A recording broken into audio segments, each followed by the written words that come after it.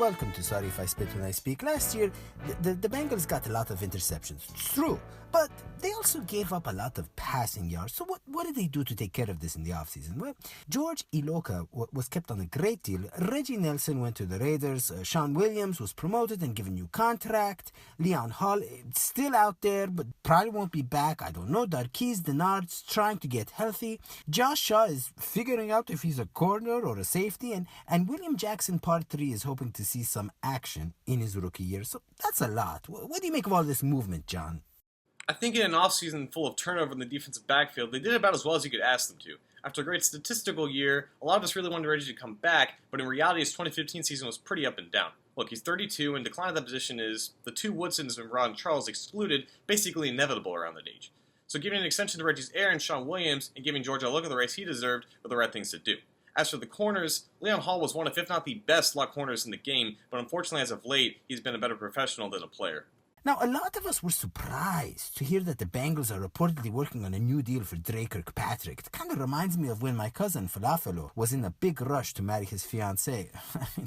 I don't know how to put this in a nice way. She wasn't going anywhere anytime soon, okay? Kirkpatrick's been pretty inconsistent, and he doesn't exactly have a lot of suitors. Inconsistent might actually be an understatement because of Dre, his bad plays always seem to outnumber the good ones. And even after 4 years in the league, he still doesn't seem to understand the simple nuances of man coverage.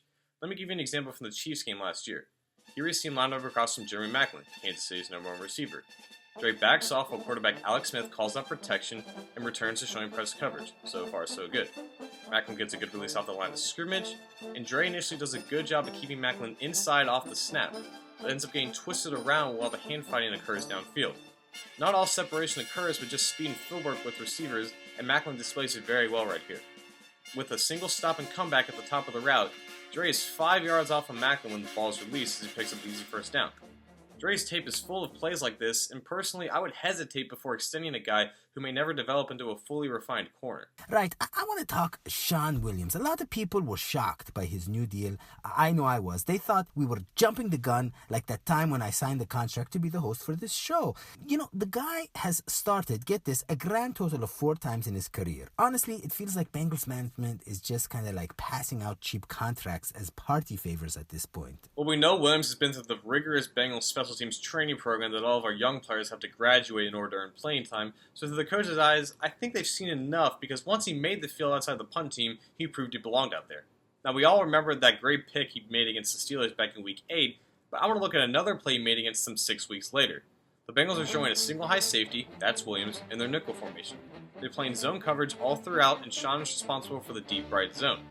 Marcus Whedon, the Steelers' slot receiver, finds himself open for a second after Leon traded off his coverage to Shawn, which is what happens in zone.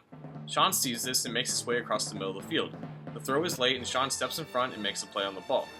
Williams' tape doesn't lie, and that's why they were comfortable enough to give him an extension along with the starting position. Now, another guy who can help with the pass defense is linebacker Carlos Stansby. But the guy, he's what, like 33, 34 years old?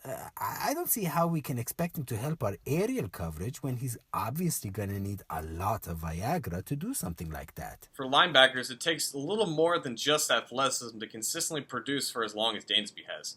And while he still has some of that spring in the step that he's had for the past decade, he's also a very balanced player who's capable of playing space. I want to show you a play from the Browns vs. Chargers game last year to showcase this. This is a simple drag route over the middle for tight end Ladarius Green, who plays for Pittsburgh now, mind you. And plays like this have been the Achilles heel for the Bengals defense for years because we haven't had linebackers who can stop them. Dansby simply recognizes it and has the speed and awareness to keep up with the route and make a play on the ball. Adding a player who can bring this to the table can prove to be invaluable this year. Look, I really just don't get the long-term plan here at cornerback. You know what I mean? I mean, Adam Jones, the man ain't going to hold up. Dre Kirkpatrick's not going to suddenly figure everything out in his 5th year. It doesn't work like that. You know, I used to do the guitar work for Saved by the Bell, the little like solos and stuff. Jessie, in her 4th year at Bayside High, she kept pushing herself and pushing herself.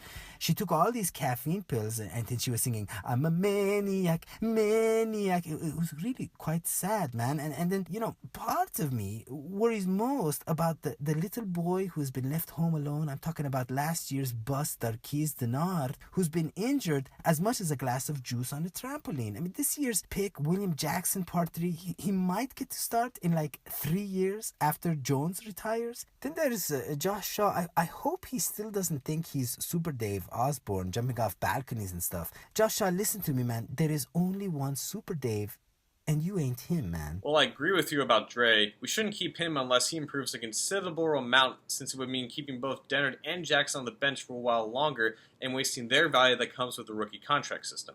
And yeah, Adam will be 33 by week 4, but they must think he can continue to play at a high level, and I can't say I disagree. I haven't seen anything suggesting that he's slowing down. And then there's Josh Shaw, wondering where he fits in all this. I think he's just a special teamer for the time being and will take snaps in the sub packages at both corner and safety, kind of like what Chris Crocker did in years past. But I don't really see him emerging as a starter with all the talent in front of him, which you really never know in a league as unpredictable as the NFL. Unpredictable indeed, which brings me to today's Hodgescope. The Bengals had an eventful offseason, losing 2 receivers and a Pro Bowl safety, re-signing 3 members of the secondary, and adding Carlos Dansby and Brandon LaFell. Incidentally, my contract with Cincy Jungle is up after this year as well, and I've been given a big offer from Fox. They say I can basically say whatever the fuck I want, which is a big incentive for me. They said they are taking me, quote unquote, off the leash, which is actually super insulting because keeping dogs as pets, as we all know, is a modern form of slavery. So I have a big decision to make here. Should I stay loyal to my fans here on the show, or do I go for the big bucks and teach Megyn Kelly a thing or two about fair and balanced coverage of the global climate disaster apocalypse? Well, when you're stuck with these sorts of decisions, just like when I need to decide whether or not I can afford to divorce my wife, who you gonna call? That's right, my lawyer, ADJ. Dial that number, guys. Hello? ADJ, it's me, man, Hoji.